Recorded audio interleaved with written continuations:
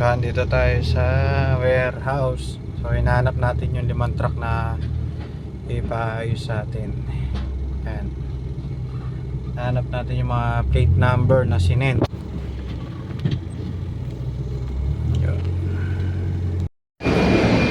Ewan ko yun, 1799. So, yun.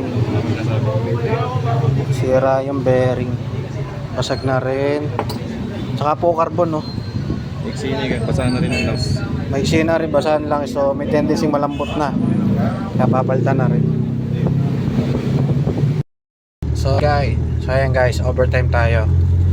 So, dito tayo sa warehouse. So, nakuha tayo dito ng maintenance ng mga truck.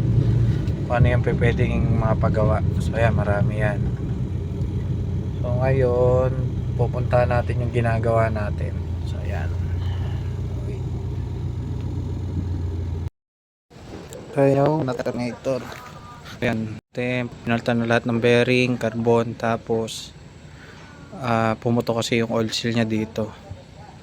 So, kaya napadala natin sa paggawa niyan. Then, kanina yan, puro langis siya, naliligon langis. So, magandang gumawa yun, dinala natin. Nililinis nila. Inibigay ng quality. Yun, kakabit na muna natin dito.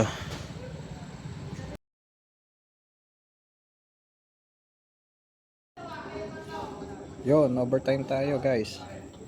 Merienda man tayo ng empanada. Yan, una empanada. Kaya kahit marumi kamay natin, dadakutin natin yan. Ito, alternator. Bossing. Sa mga tracking, oh. Ayan si boss para makabiyahe na. Ayan. Ayan, head coil. Ayan. Ayan nyo, puro langis na yan. Then ayun. So kaya i-rear-seal natin.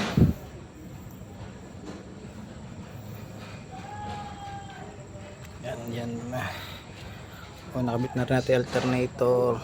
So okay na. Yun na lang.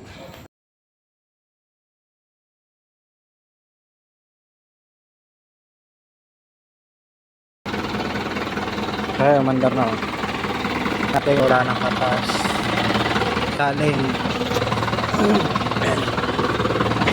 Ayan, oh, nakakita yung mga katas. Yung wala. Yung siya nagmumula kanina sa alternator. Ayan. Oh, wala na siya leak.